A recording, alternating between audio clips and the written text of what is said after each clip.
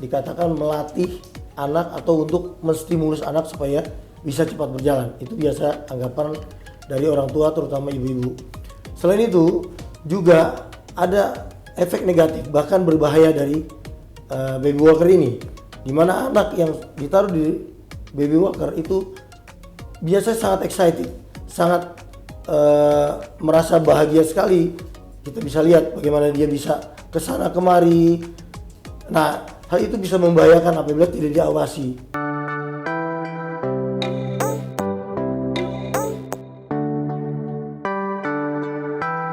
Ya, baik. Ya, ini cukup sering sekali saya dapatkan ya. Jadi orang tua membawa anaknya dengan keluhan belum bisa berjalan. Nah, jadi perlu kita perhatikan lagi tadi, seperti katakan tonggak-tonggak perkembangan motorik pada anak, itu dari mulai duduk, tengkurap, itu ada waktu-waktu tertentu memang, walaupun memang bisa agak telat atau bisa bahkan lebih cepat. Setiap anak berbeda-beda perkembangannya gitu. Nah, pada anak yang telat berjalan perlu kita review apakah tonggak-tonggak yang sebelumnya itu dilewati dengan normal atau memang terlambat juga. Itu perlu kita. Jadi kalau intinya pada anak yang normal, tidak ada kelainan saraf, tidak ada kelainan motorik, itu harusnya dia bisa mencapai itu. Cuma memang tadi kembali saya bilang ada yang normal, dalam kurun waktu normal dia mendapatkannya, ada yang telat, ada juga yang lebih cepat. Nah, apabila anak itu bisa melewati tonggak-tonggak atau milestone yang sebelumnya, harusnya dia akan bisa mencapai kemampuan berjalan pada akhirnya nanti. Jadi apabila anak minimal sudah bisa berdiri, kita bisa melakukan stimulus atau merangsang anak itu dengan cara mungkin kita ajak berjalan dengan cara ditatih, dengan dipegang tangannya, kemudian diajak berjalan supaya dia bisa melangkah sampai dia pintar sendiri, atau disediakan ruangan terbuka playground anak-anak di mana dia bisa bermain dengan barang-barang yang menarik, kemudian dia bisa menggapai ke tempat-tempat tertentu dengan merangkak, kemudian dia menggapai meja, kemudian dia berdiri, kemudian dia akan pindah untuk menggapai benda yang lain. Itu akhirnya akan secara otomatis dia akan melangkah. Nah, itu bagaimana cara menstimulus anak supaya bisa berjalan. Intinya apabila tidak ada gangguan dalam hal ini motorik ataupun saraf yang menyebabkan anak tidak bisa mencapai milestone sebelumnya, dia pasti akan bisa berjalan walaupun agak terlambat. Demikian.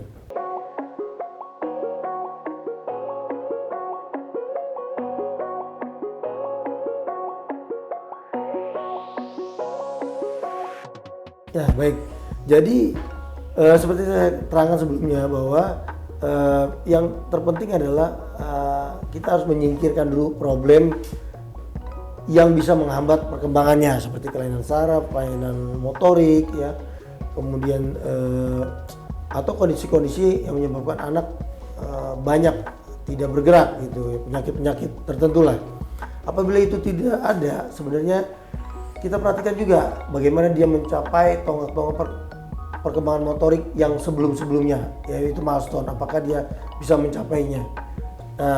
Nah, apabila anak itu bisa mencapainya, walaupun terlambat, kemungkinan nantinya juga akan berjalan walaupun akan terlambat, seperti itu. Yang kita lakukan adalah ya kita perlu menstimulus, yaitu merangsang bagaimana anak itu bisa berjalan. Nah, di rumah sakit biasanya ortopedi tidak sendirian kalau dalam hal ini. Justru yang garis depan kita mengenal adanya poliklinik tumbuh kembang. Ini adalah suatu poliklinik integrasi yang terdiri dari dokter anak yang tugasnya dia adalah mencari kemungkinan penyakit-penyakit yang bisa menghambat perkembangan tadi atau yang memperlambat perkembangan atau delay development. Kemudian ada dokter rehabilitasi medik yang melatih bagaimana secara motorik, stabilitas, dengan cara melatih sikap, kemudian kekuatan otot, merangsang untuk menggapai itu semua. Jadi ada koordinasi yang holistik antara ortopedi, anak dan rehabilitasi medik gitu. Baik, jadi apabila kita mendapatkan anak kita terlambat berjalan, ada baiknya memang kita konsultasikan ke dokter, bisa ke dokter anak dulu atau mungkin langsung ke dokter ortopedi, supaya kita bisa mengetahui apakah keterlambatan ini hanya suatu keadaan normal yang terlambat di mana anak nantinya akan mendapatkannya, ataukah ada keadaan-keadaan tertentu yang memang menyebabkan anak sulit untuk bisa berjalan. Misalnya ada kelainan dalam hal ini motorik ataupun saraf ataupun hal-hal lain ya, yang mengganggu untuk mencapai kemampuan berjalannya tadi.